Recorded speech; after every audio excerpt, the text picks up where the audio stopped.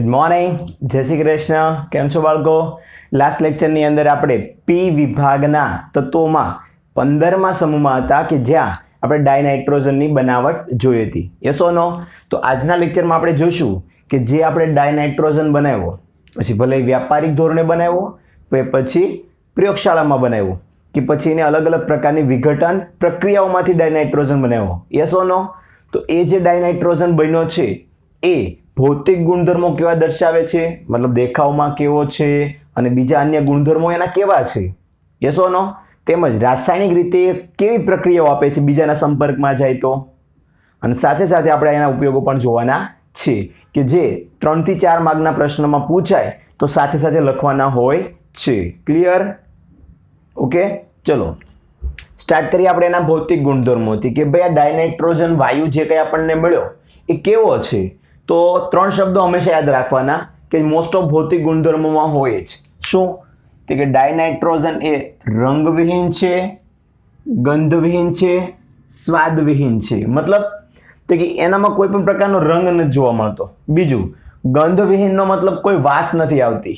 અને ત્રીજું, સ્વાદવિહીન છે. આ 3 ભૌતિક ગુણધર્મો મોટા ભાગે એનામાં હોય જ છે. તો લખી કાઢવાના, બધે નહીં પણ મોસ્ટ ઓફ લખવાના હોય છે. ઓકે, ત્યારબાદ તે પોતે બિનઝેરી વાયુ છે. તો આ ખાસ પોઈન્ટ લખજો કે ડાયનાઇટ્રોજન એ બિનઝેરી વાયુ છે. નહીં તો વિચારો આપણી આસપાસમાં વાતાવરણમાં 78% ડાયનાઇટ્રોજન છે. જો એ ઝેરી હોત તો બધા મરી ગયા હોત ને ક્યાર નહીં. સમજણ પડે છે? કહેવાનો અર્થ એવો છે કે દરેક વ્યક્તિ જે વાતાવરણમાં રહે છે ત્યાં 78% જો નાઇટ્રોજન વાયુ કદથી ધરાવતો હોય અને એ ઝેરી તો હોઈ શકે નહીં. તો ક્યારેય પૂછાય તો લોજિકલી વિચારવાનું કે ભાઈ આ બિનઝેરી જ છે, ઝેરી હોય ના શકે. ચલો હવે આ નાઇટ્રોજનની બીજી ખાસિયતો શું? તો કે જે ડાયનાઇટ્રોજનની હું વાત કરી રહ્યો છું એને 2 સ્થાયી સમઘટકો છે. હા મિત્રો, બંને સ્થાયી સમઘટકો છે. એક કે જે આપણે જાણીએ છીએ N14 અને એનો બીજો સમસ્થાનિક છે N15. પરમાણુ ક્રમાંક બંનેના 7 છે પણ એકમાં ન્યુટ્રોનની સંખ્યા વધારે છે. આમ 14 અને 15 એના સ્થાયી સમઘટકો જોવા મળે છે. તો કેટલી બાબત જોઈ? તો કે નોર્મલી એના બેઝિક ગુણધર્મો વિશે આપણે જાણકારી મેળવી. હજી કોઈ અઘરો પોઈન્ટ આવ્યો નથી.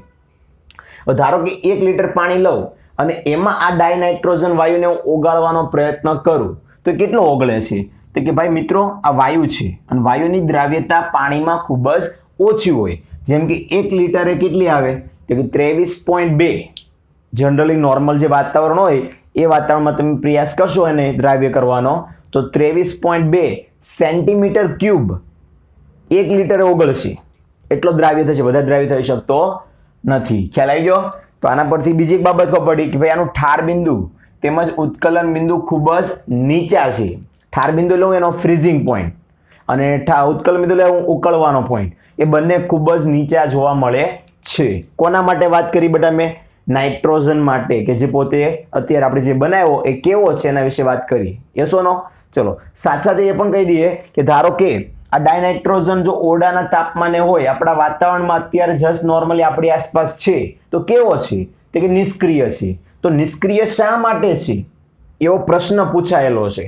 તમારા NCERTની ટેક્સ્ટ બુકમાં જોશો તો લખાણ સંબંધિત દાખલો એક આપ્યો છે 7.3. એ પ્રશ્નનો જવાબ તમારે આપવાનો હોય છે કે ભાઈ નાઇટ્રોજન છે, ડાયનાઇટ્રોજન એ ઓરડાના તાપમાને નિષ્ક્રિયતા કેમ દર્શાવે છે? તો એનો જવાબ અહીંયા આવી ગયો કે ભાઈ જે ડાયનાઇટ્રોજન છે એમાં જુઓ તો એક નાઇટ્રોજન એ બીજા નાઇટ્રોજન સાથે ત્રિબંધથી જોડાયેલો છે. હવે 3 બંધ એટલે મજબૂતાઈ કેવી હોય બેટા? વધારે.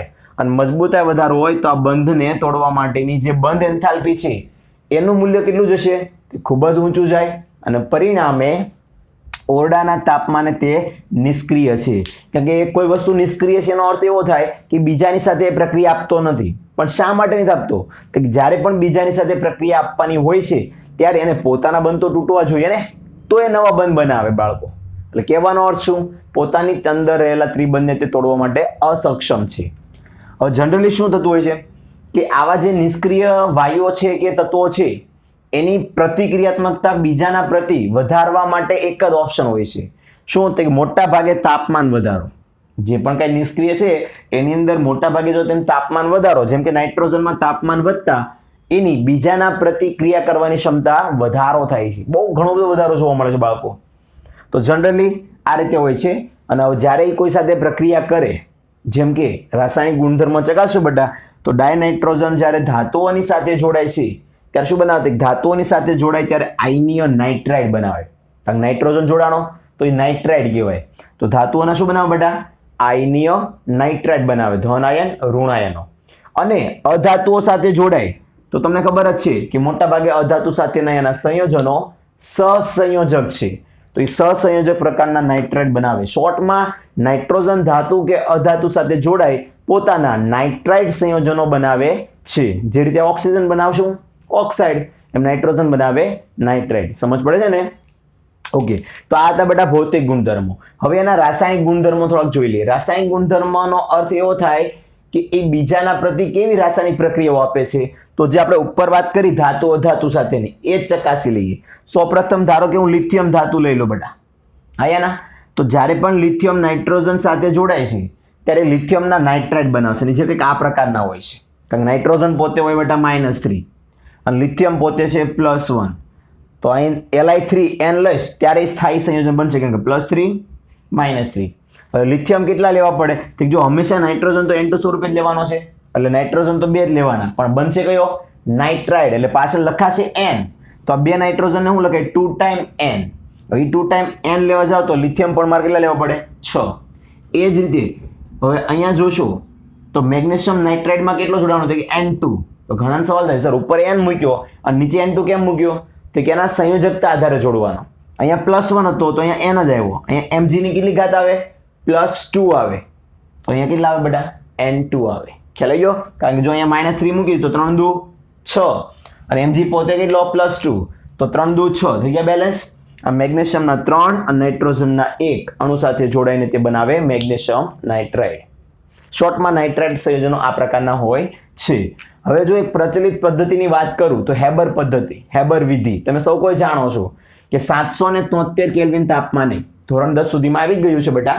11માં આવી ગયું છે કે 773 કેલ્વિન તાપમાને આયન ઉદ્દીપકની હાજરીમાં, લોખંડના પાવડરની હાજરીમાં શું કરવામાં આવે છે? તો કે નાઇટ્રોજન એ ડાયહાઇડ્રોજન સાથે પ્રક્રિયા કરી એમોનિયા બનાવે છે, જેને આપણે હેબર પ્રક્રિયા તરીકે ઓળખીએ છીએ. બહુ સહેલું છે બેટા, કોઈ વસ્તુ અઘરી છે નહીં. જસ્ટ નોર્મલી પ્રક્રિયાઓને અનુભવવાની છે અને લખવાનું રાખજો. કારણ કે જેટલી વધારે પ્રક્રિયાઓને લખશો એટલું જ તમને વધારે યાદ રહેશે. કારણ કે આ એક બનાવટ નથી બેટા, આખા ચેપ્ટરમાં 18-20 બનાવટો આવશે. તો બધી યાદ રાખવી અઘરી પડી જાય. તો ઇન્ડિવિજ્યુઅલી બધાના ટોપિક અને કન્સેપ્ટ યાદ રાખજો. ઓકે, ચલો એક તો જોઈ લીધી હેબર વિધિ, એક જોઈ નાઇટ્રાઇડ પદ્ધતિ. હેબરમાં તો તમે સૌ કોઈ જાણો છો, નાઇટ્રોજન હાઇડ્રોજન ભેગા કરો 2 મોલ એમોનિયા બને.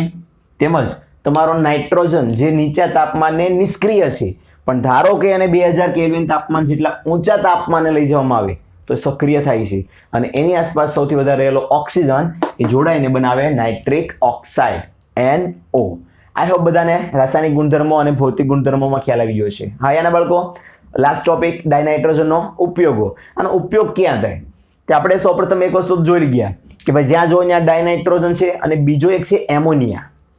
તો અહીંયા જે એમોનિયા છે એમાં પણ નાઇટ્રોજન છે અને અહીંયા જે નાઇટ્રોજન સ્વરૂપે મૂળ N2 છે એ બંનેનો ઉપયોગ ઔદ્યોગિક ક્ષેત્રે ઘણા બધા રસાયણો બનાવવા માટે થાય છે. હા બાળકો, આ બંનેનો ઉપયોગ મોટા ભાગે ઔદ્યોગિક ક્ષેત્રોમાં બીજા રસાયણો બનાવવા માટે થતો હોય છે. ફોર એક્ઝામ્પલ પૂછાયેલો MCQ છે કયો? તો કે કેલ્શિયમના સાયનાઇડ બનાવે. શું બનાવે? કેલ્શિયમના સાયનાઇડ સંયોજનો બનાવવા માટે આનો વધારે માત્રામાં ઉપયોગ થતો હોય છે. તે ઉપરાંત તમે લોખંડ અને સ્ટીલના ઉત્પાદનની કંપનીઓમાં જશો તો લોખંડ અને સ્ટીલના કંપનીના ઉત્પાદનમાં એની આસપાસનું વાતાવરણ નિષ્ક્રિય એને જોતું હોય છે. તો ત્યાં નાઇટ્રોજન નિષ્ક્રિય વાતાવરણ ઉત્પન્ન કરવા માટે મદદ કરતો હોય છે. સમજાય તો છે ને બધાને? ઓકે, હવે તમારો જે પ્રવાહી ડાયનાઇટ્રોજન છે, પ્રવાહી સ્વરૂપનું નાઇટ્રોજન, નાઇટ્રોજનનું જ્યારે પ્રવાહીકરણ કરશો અને જે સ્વરૂપ મળશે એનો અત્યારે હાલમાં સૌથી વધારે ઉપયોગ ક્યાં થાય છે? તો જે પણ કાંઈ જૈવિક પદાર્થો છે, જે પણ કાંઈ ખાદ્યની સામગ્રીઓ છે, ડીમાર્ટ મોલ સમથિંગ જશો તો ઘણા બધા ફૂડ પેકેટથી લઈને ઘણી બધી પેકેજિંગ વસ્તુ છે કે જેને લાંબા ટાઈમ સુધી તમારે સક્રિય રાખવી છે, જાળવી રાખવી છે. તો એ બધાને જાળવી રાખવા માટે પ્રશીતક તરીકે કાર્ય કરે, એને ઠંડક રાખે, જાળવી રાખે છે લાંબા ટાઈમ સુધી. અને અત્યારે હાલમાં જે ઉપયોગ થઈ રહ્યો છે એ કયો? ક્રાયોસર્જરીમાં. તમે જોયું છે રોડ ઉપર ક્યારેક કોઈનું એક્સિડન્ટ થઈ ગયું હોય તો એ વ્યક્તિનો હાથ કે પગ કમ્પ્લીટલી કપાઈ જાય તો એને એટલો બધો દર્દ થતો હોય છે કે એ હાથ જો કાપવામાં ન આવે, ત્યાં ઓપરેશન કરવામાં ન આવે તો વ્યક્તિની સાઈડ ડેથ પણ થઈ શકે. તો એવી પરિસ્થિતિઓમાં એ વ્યક્તિના હાથ પર લાઈવ ઓપરેશન કરવામાં આવતું હોય છે બેભાન કર્યા વિના. તો લાઈવ ઓપરેશન દરમિયાન જો એને કટ કરવામાં આવે તો એને દર્દ થાય. તો એટલા ભાગમાં નાઇટ્રોજન વાયુની હાજરીમાં ઓપરેશન કરે, જેના કારણે એટલો ભાગ એનો કેવો રહે? નિષ્ક્રિય રહે. તો એને એક પ્રકારની ક્રાયોસર્જરી તરીકે આપણે ઓળખીએ છીએ. આ હોપ બધાને સમજાઈ ગયું છે અને એની નીચે આપેલા કોયડાના જવાબ પણ તમને અહીંયા મળી જાય છે લખાણ સંબંધી, કારણ કે આ પ્રશ્નમાં આવ્યા બેટા. યસ ઓ નો? ક્લિયર? હવે આપણે જઈશું બીજો એક પદાર્થ બનાવવા માટે જેનું નામ છે એમોનિયા. યસ, એમોનિયાને કઈ રીતે બનાવવાનો, એમોનિયાને કઈ રીતે ક્યાંથી મેળવવામાં આવે છે. શોર્ટમાં આની જેમ જ મેથડ, પહેલા બનાવટ, પછી ગુણધર્મ, પછી રાસાયણિક ગુણધર્મ અને અંતમાં એના ઉપયોગો. ઓકે બાળકો, ખ્યાલ આવી ગયો કઈ રીતે આપણે ભણવાના છે? ચલો નેક્સ્ટ હવે એ જોઈએ. ક્લિયર બાળકો? તો હવે જશું આપણે એમોનિયાની બનાવટ તરફ. સૌપ્રથમ એ માહિતી મેળવી અગત્યની છે તમારી માટે કે એમોનિયા એ તમને વાતાવરણમાં કે જમીનમાંથી ડાયરેક્ટ મળવાનો છે નહીં. રાઈટ, એમોનિયા એ તમારા હવા અને જમીનના ભાગોમાં ખૂબ જ ઓછામાં ઓછી માત્રામાં હોય છે. તો સવાલ એ છે આવે છે ક્યાંથી? તો એ આપણે આજે જોઈશું પહેલા પ્રશ્નથી. તો પ્રશ્ન કઈ રીતે બોર્ડની એક્ઝામમાં પૂછાય? તો પ્રશ્ન આ રીતે પૂછાતો હોય છે કે એમોનિયાની બનાવટ, ગુણધર્મો અને ઉપયોગો સમજાવો. કેટલા માર્ક્સમાં? 3 થી 4 માર્ક્સમાં. હવે આમાં શું થઈ શકે? બીજું 2 માર્કમાં ડિવાઈડ થઈ શકે. ખાલી ઉપયોગો 2 માર્કમાં પૂછી શકે, ગુણધર્મો 2 માર્કમાં પૂછી શકે, બનાવટ 2 માર્કમાં પૂછી શકે. એટલે 2 માર્કના 3 પ્રશ્ન પણ કહી શકો, 4 માર્કનો 1 પ્રશ્ન કહી શકો અને 3 માર્કમાં આમાંથી કોઈ 2 વસ્તુ પૂછી શકે છે બાળકો. ક્યારે કઈ રીતે કેવું લખવું? તો જેટલા માર્કના પ્રશ્નમાં પૂછ્યું હોય એટલા પ્રમાણે લખવાનું. જો બધું જ પૂછે તો થોડું લખવાનું, પણ લખવાનું કમ્પલસરી ફરજિયાત. ઓકે બાળકો, અત્યારે હું તમને કમ્પ્લીટ પ્રશ્ન દેખાડીશ કે એમાં શું આવે છે. શરૂઆત આપણે કરશું ક્યાંથી? બનાવટથી. રાઈટ, તો બનાવટમાં શું છે? કઈ અઘરું નથી, બહુ સિમ્પલ છે. પેન અને નોટ સાથે રાખજો. પ્રશ્ન શું કહે છે? એમોનિયાની બનાવટ બનાવો. કોઈ વાંધો નહીં. એમોનિયા ક્યાંથી મળે? સૌપ્રથમ ક્યાંથી ઓછી માત્રામાં મળે એના વિશે આપણે વાત કરીને. તો મિત્રો, એમોનિયા એ હવા અને જમીનમાં ખૂબ જ ઓછી માત્રામાં મળી આવે છે. એક પોઈન્ટ તો ક્લિયર થઈ ગયો કે હવા હોય કે જમીન હોય ત્યાંથી ખૂબ જ ઓછી માત્રામાં મળે છે. કોણ? એમોનિયા. તો આ કઈ રીતે મળશે? કે સહેલું છે. નાઇટ્રોજન યુક્ત કોઈ પણ એક કાર્બનિક પદાર્થ લઈ લો. શું લઈ લો? જેની અંદર નાઇટ્રોજન હોય એવો કોઈ કાર્બનિક પદાર્થ લઈ લો અને એ પદાર્થ જ્યારે સડે છે ત્યારે એમાંથી જે વાયુ નીકળે છે કોણ? એમોનિયા. ખ્યાલ આવી ગયો? તો નાઇટ્રોજન યુક્ત કાર્બનિક પદાર્થોના સડવાથી બનાવી શકાય છે, જેમ કે યુરિયા. યુરિયાનું સૂત્ર તમે સૌ કોઈ જાણો છો, NH2CO NH2. તો એ NH2CO NH2 એ કોણ છે? તો કે એક કાર્બનિક પદાર્થ છે જે નાઇટ્રોજન ધરાવે છે અને એનું નામ છે યુરિયા. હવે એને સડવા દો. સડે ક્યારે? કોઈ ભેજ પાણીના સંપર્કમાં આવે પછી. તો આ NH2CO NH2 જ્યારે સૌપ્રથમ પાણીના સંપર્કમાં આવશે એટલે ત્યાં પડ્યો એમોનિયમ કાર્બોનેટ બનાવશે. શું બનાવશે બેટા? Ammonium carbonate. જો તો NH2 NH2 કેટલી વાર છે? 2 વાર. હાઇડ્રોજન કેટલા દેખાય છે સૌ કોઈને? 4. ધારો કે બંનેને 2 હાઇડ્રોજન આપી દો તો શું થાય? NH4 NH4 થઈ ગયા ટ્વાઇસ. હતું કોણ? CO. એને 2 ઓક્સિજન મળે તો બની જાય CO3. તો એમોનિયમ કાર્બોનેટ. પણ જે ખૂબ જ અસ્થાયી હોય, કારણ કે સડેલો હોય. હવે જેવો થોડી ઘણી ગરમીના સંપર્કમાં આવે એટલે તરત જ તેનું વિઘટન થવા મળે. શું થવા મળે બાળકો? વિઘટન. અને જેવું વિઘટન થાય તો એમાંથી દુર્ગંધ ધરાવતો, એક પ્રકારની વાસ ધરાવતો એમોનિયા બહાર આવે છે. વાતાવરણની અંદર કાર્બન ડાયોક્સાઇડ ભળી જાય અને ત્યાં બધા આસપાસના એરિયામાં પાણી પડ્યું રહે છે. તો આ થઈ ગયું એમોનિયાની એક જનરલ કુદરતી રીતની બનાવટ કે જે નાઇટ્રોજન યુક્ત પદાર્થો જે પણ કાંઈ કાર્બનિક છે અને સડવાથી આપણે મેળવી શકીએ છીએ. બનાવટ નંબર 1 બધાને યાદ રહી ગઈ? ઓકે. હવે ધારો કે આ તો હતી એમોનિયાની બનાવટ, રાઈટ, એક જનરલ. પણ ધારો કે કોઈ નાના હોમ પ્રોડક્શનમાં એમોનિયા બનાવવા માંગે છે, એકદમ નાના પાયે બનાવવા માંગે છે પ્રયોગશાળા બાબતે, તો એ કઈ રીતે બને? તો એમોનિયમના ક્ષારો લઈ લેવાના. શું લઈ લેવાના? એમોનિયમના ક્ષાર. ક્ષાર એટલે કોણ આવે? કાર્બોનેટ આવી શકે, જે આપણે જોઈ લીધો. તો બીજા કઈ આવે? ક્લોરાઇડ અને સલ્ફેટ. તો જોજો ધ્યાનથી, અહીંયા આપજો ધ્યાન કે ભાઈ નાના પાયે ઉત્પાદન કરવા માટે એના ક્ષારોની રિક્વાયરમેન્ટ પડે છે. સોલ્ટ, ક્ષાર, રાઈટ. તો પહેલા હું એમોનિયમનો ક્લોરાઇડ લઈ લઉં અને પછી એમોનિયમના સલ્ફેટ લઉં. કોણ લીધા? એમોનિયમના ક્લોરાઇડ અને એમોનિયમના સલ્ફેટ. અને એ બંનેની પ્રક્રિયા કેલ્શિયમના હાઇડ્રોક્સાઇડ અને સોડિયમના હાઇડ્રોક્સાઇડ. સોડિયમના હાઇડ્રોક્સાઇડ એટલે કોસ્ટિક સોડા. એ બેમાંથી કોઈ પણ સાથે કરાવો. કમ્પલસરી નથી કે એમોનિયમ ક્લોરાઇડ સાથે કેલ્શિયમ હાઇડ્રોક્સાઇડ જ લેવો. તમે NaOH લઈ શકો છો અને એમોનિયમ સલ્ફેટ સાથે NaOH લેવાનું કે કેલ્શિયમ હાઇડ્રોક્સાઇડ લઈ શકો છો. તમારે માત્ર હાઇડ્રોક્સાઇડ લેવાના છે કે જે આ ક્ષારોનું વિઘટન કરી શકે. Okay, clear? તો જુઓ, અહીંયા કોણ છે? Cl. અહીંયા કોણ છે? કેલ્શિયમ. તો ઓબ્વિયસલી ધાતુ પોતાના શું બનાવે? ક્લોરાઇડ. કેલ્શિયમ ક્લોરાઇડ Ca અને 2 Cl આપણે લીધા. Yes or no? 2 NH4 છે, 2 ટાઈમ એમોનિયમ છે, તો એનું વિઘટન થઈને બનાવે 2 ટાઈમ એમોનિયા. એટલે બેમાંથી કેટલા ગયા? 2 H ગયા. આ રહ્યા 2 OH, જેની સાથે 2 ટાઈમ H2 બનાવી નાખે છે. ખ્યાલ આવી ગયો ને? ઓકે, હવે NH4 અને સલ્ફેટ છે, તો સેમ પ્રોસેસ બેટા.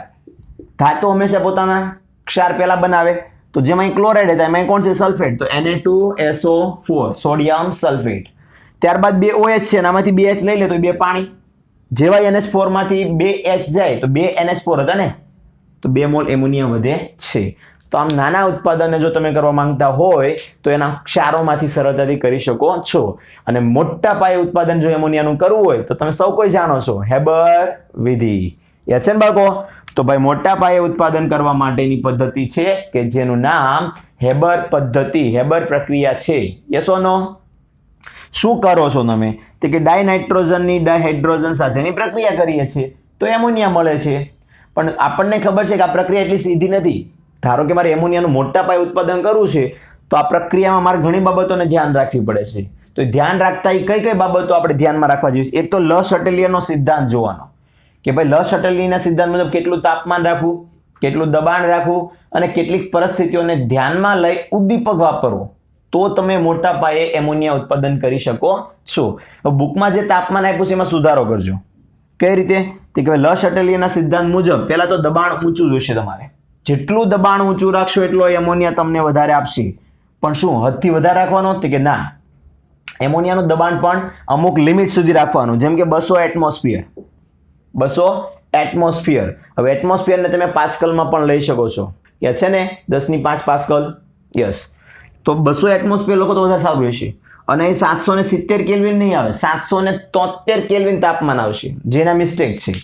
તો રિએક્શનનું દબાણ અને તાપમાન કેટલું? તો કે હેબર વિધિની અંદર જો પ્રક્રિયા તમારે કરવી હોય તો કમ્પલસરી 200 એટમોસ્ફિયર દબાણ રાખો, 773 કેલ્વિન તાપમાન રાખો અને પછી એની અંદર આયન ઉદ્દીપક ઉમેરો, લોખંડનો પાવડર. અને એની સાથે હાલમાં જે આપણે પ્રવર્ધક એટલે શું થાય? પ્રક્રિયાના ઉદ્દીપકને વધારો મદદ કરે, વેગમાં વધારવા માટેનો એક એક્સ્ટ્રા ઉદ્દીપક કહી શકો. તો એ કોણ છે? સોરી, K2O અને L2O3. K2O અને L2O3 આ એક પ્રકારના પ્રવર્ધકો છે કે જે પ્રક્રિયાના વેગમાં વધારો કરવા માટે મદદ કરે છે. કોને? ઉદ્દીપકને.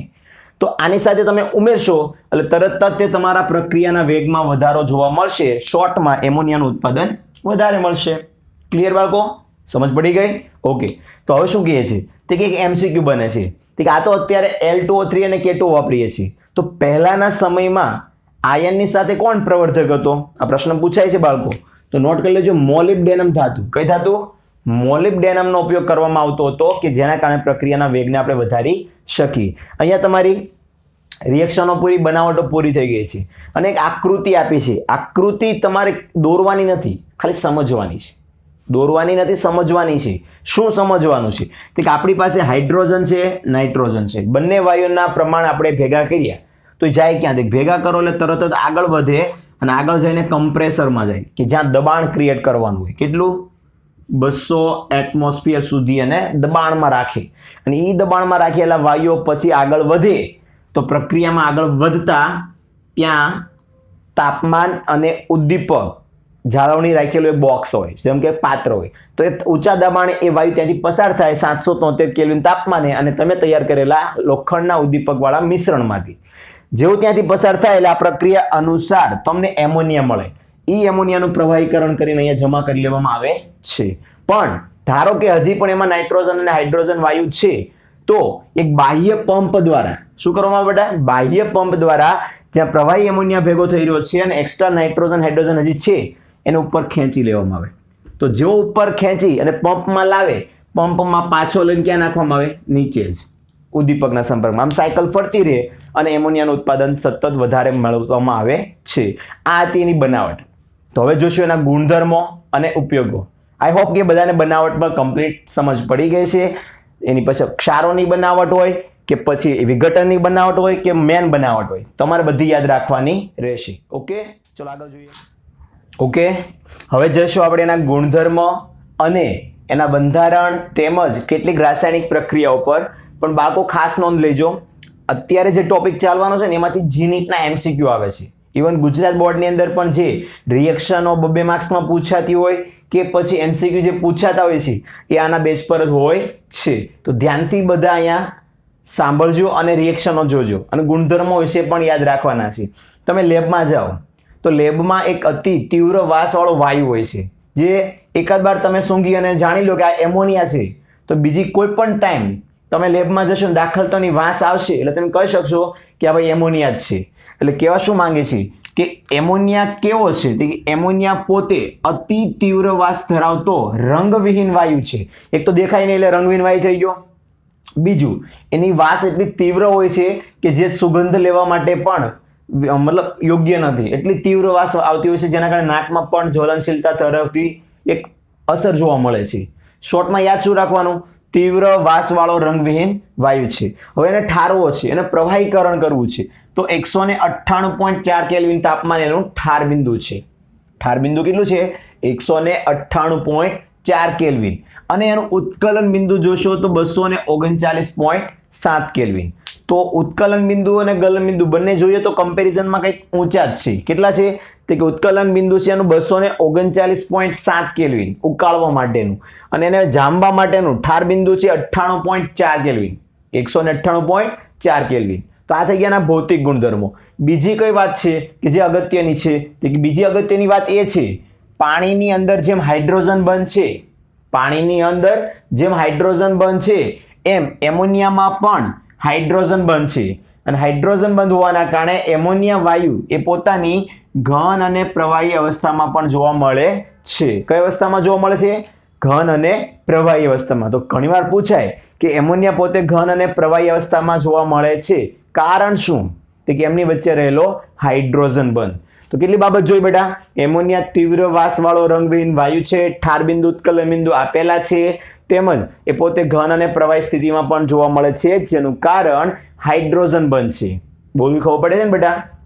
થિયરી આપેલી જ છે, સમગ્ર થિયરીને મારે સમજાવવાની છે ખાલી. બીજું, હવે આમાં તમે એક વસ્તુ નોટિસ કરી છે કે આ હાઇડ્રોજન બંધના લીધે એના ઉત્કલન બિંદુ ગલન બિંદુ કેવા થઈ ગયા? વધારે ઊંચા છે. વાસ્તવમાં એમોનિયા કે જેનું આણ્વીય દળ ખૂબ જ ઓછું છે, તો આણ્વીય દળના આધારે જો એના ઉત્કલન બિંદુ ગલન બિંદુ જોવા જઈએ ને તો ઓછા હોવા જોઈએ, કારણ કે જેમ આણ્વીય દળ વધે એમ ઉત્કલન બિંદુ વધે, પણ એના આણ્વીય દળનું પ્રમાણ તો ઓછું છે. એટલે કહેવા શું માંગે છે કે હાઇડ્રોજન બંધના લીધે જ એનું જે આણ્વીય દળ છે એના આધારે જોવા જઈએ તો એની અપેક્ષિત મૂલ્યો કરતાં પણ તેના ગલન બિંદુ ઉત્કલન બિંદુ ઊંચા જાય છે. જો સમજો, એક ધારણા કરેલી હોય કે ભાઈ આના આણ્વીય દળ એટલા છે તો ઉત્કલન બિંદુ અને ગલન બિંદુ એટલા જ હોવા જોઈએ, પરંતુ હાઇડ્રોજન બંધ અંદર સક્રિય હોવાના કારણે એ જે મૂલ્ય આપણે અપેક્ષિત કરેલા હતા, ધારેલા હતા, એનાથી પણ વધારે ઊંચા જતા રહે છે. ખ્યાલ આવી ગયો?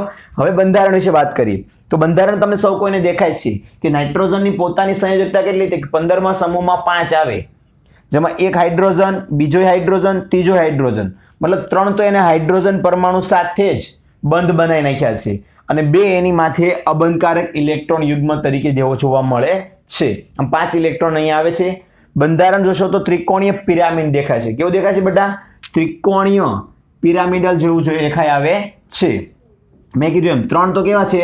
બંધકારક ઇલેક્ટ્રોન યુગ્મ છે, દેખાય છે હાઇડ્રોજન નાઇટ્રોજન વચ્ચેના, અને એક એની પાસે અબંધકારક ઇલેક્ટ્રોન યુગ્મ એટલે કે જોડકું છે.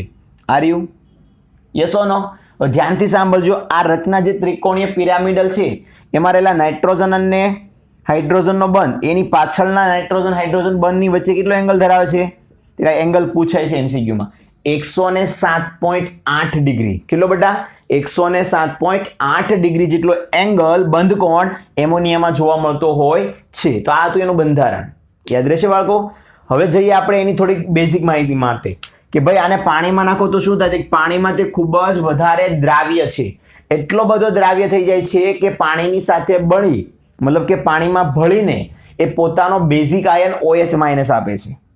જુઓ, જ્યારે પણ પાણીમાં એ વધારે દ્રાવ્ય થાય છે ત્યારે OH- આયનો બનાવે છે, હાઇડ્રોક્સાઇડ આયનો બનાવે છે અને પરિણામે એનું જલીય દ્રાવણ એક નિર્બળ બેઝ ગણવામાં આવે છે. પ્રબળ બેઝ નહીં બેટા. પ્રબળ બેઝમાં ઓલરેડી એમાં OH હોય જ. અહીં એમોનિયાના સૂત્રમાં OH છે નહીં, એ ભળ્યા પછી બનાવે છે અને માટે આપણે એને નિર્બળ બેઝ કહીશું. શું કહીશું બેટા? નિર્બળ બેઝ. કઈ રીતે? કે આ તમારો એમોનિયા છે પાણીમાં જાય એટલે NH4+ અને OH- આયનો ક્રિએટ કરે છે, માટે તે એક નિર્બળ બેઝ છે. અને જ્યારે પણ કોઈ બેઝ એસિડના સંપર્કમાં જાય તો શું બનાવે? ક્ષાર બનાવે. તો અહીં જોઈ શકો છો કે તમારા એમોનિયમ જે એક નિર્બળ બેઝ છે એ એસિડ સાથે પ્રક્રિયા કરી એમોનિયમના ક્ષારો બનાવે છે. ક્ષાર કેવા હોય? ધારો કે એમોનિયા છે એ હાઇડ્રોક્લોરિક એસિડના સંપર્કમાં ગયો HCl ના, તો NH4Cl બનાવશે. NH3+ HCl એટલે NH4Cl. એસિડ સલ્ફ્યુરિકના જાય સંપર્કમાં તો એમોનિયમ સલ્ફેટ. શોર્ટમાં તે પોતે કેવો? બેઝ. એસિડના સંપર્કમાં જાય તો શું બનાવે? ક્ષાર. અને એ ક્ષાર કેવો હોય? એમોનિયમના ક્ષારો જોવા મળશે. ક્લિયર? યાદ રહી ગયું? આ ગુજરાત બોર્ડ લેવલ સુધીનું છે. હવે પછીના જે ટોપિકો આવશે એ GNEETના લેવલના છે. તો એના રાસાયણિક ગુણધર્મો જોઈ લો. છે તો પ્રયોગશાળાના જ, તે લેબમાં જે કરો ને એ જ છે. જુઓ, ધ્યાનથી વાંચો. શું કહે છે કે આ પોતે કેવો છે?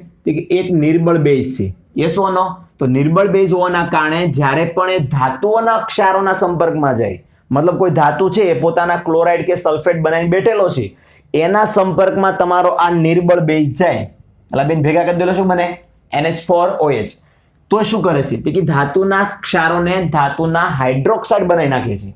તેમ સમજો છો શું? એ કસનળી લીધી હોય અને કસનળીની અંદર પોતે કોણ છે? ધારો કે અંદર ધાતુનો ક્ષાર ભરેલો છે.